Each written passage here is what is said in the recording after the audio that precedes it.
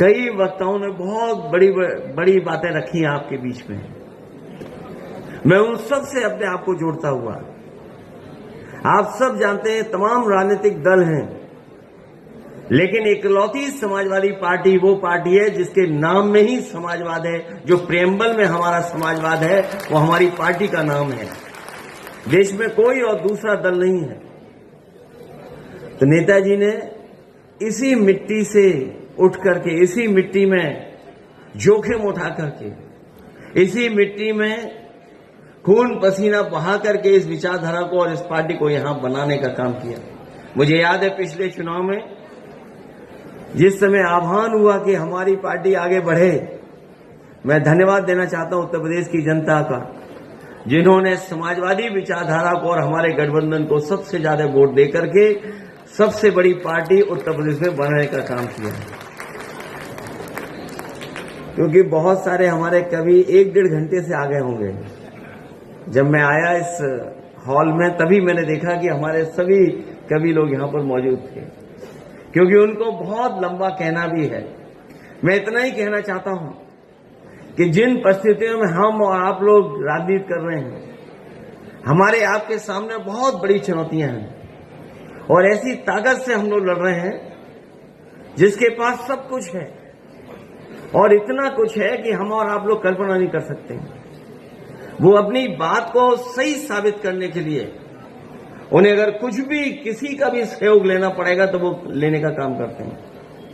अभी हाल ही में आपने घटना देखी होगी जिस समय लोकसभा में बाबा साहब भीमराव अम्बेडकर जी के सम्मान में सभी दल के लोग एक हो गए और सत्ता में जो दल है उनके होम मिनिस्टर से माफी मांगना चाहते थे कि माफी मांग लें। आपने वो देखा होगा टीवी पर भी कि घटना को कैसे बदला उन्होंने।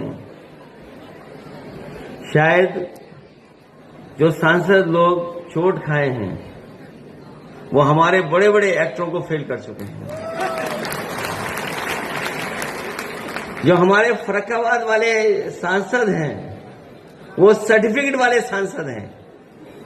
वो वोट वाले सांसद नहीं है, जीते नहीं है, वो सर्टिफिकेट दिया गया है। और मैंने कई मौकों पर कहा कि अगर उन्हें इलाज की जरूरत हो, दवाई की जरूरत हो, तो जो सांसद नहीं बने हैं वो एक अच्छे डॉक्टर हैं, वो फ्री इलाज करा सकते हैं उनका। जो लोग सत्ता में हैं उन्होंने घटना करा करके देखो कहां डाइवर्ट कर दिया और एफआईआर भी दर्ज हो गई।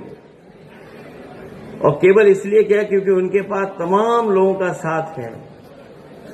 हमारे मीडिया के साथी भी कभी कभी सच इसलिए दिखाते हैं कि सोशल मीडिया है उनके आसपास, कि अगर ये नहीं दिखाएंगे तो सोशल मीडिया में वो बात चली जाएगी। कहीं न कहीं प्रेस की भी क्रेडिबिलिटी का सवाल खड़ा हो गया है। जिसे सच्चाई बतानी है, सच बताना है, वो भी आज सरकार के साथ खड़े हुए दिखाई दे रहे हैं। मैं एक ही बात कहना चाहता हूं, जो सत्ता में होता है वही तानाशाह होता है। ये बात हम लोगों ने बहुत पुरानी पढ़ी भी है, देखी भी और समझी भी है। रामायण में भी रावण तानाशाह था, वो राजा था। महाभारत में भी कंस और दुर्योधन राजा था, वो तानाशाह था। हम लोगों ने रामायण में भी पढ़ा है, महाभारत में भी पढ़ा है कि तानाशाह बहुत दिनों तक सत्ता में नहीं रह सकता है। अंततः तानाशाह को जाना ही पड़ता है। जो तानाशाह सरकार में आज बैठे हैं, हो सकता है उन्हें लगता हो कि सरकार उनकी चलती रहेगी, लेकिन जनता भी देख रही है और समझ रही है। अभी तो लोकसभा में हिसाब किताब किया है, अभी जब विधानसभा का चुनाव आएगा तो न जाने कौन सा परिणाम आएगा, उनका पता ही नहीं लगेगा। इसलिए मैं आप सबका धन्यवाद देता हूं, क्योंकि कवि लोग बैठे हैं।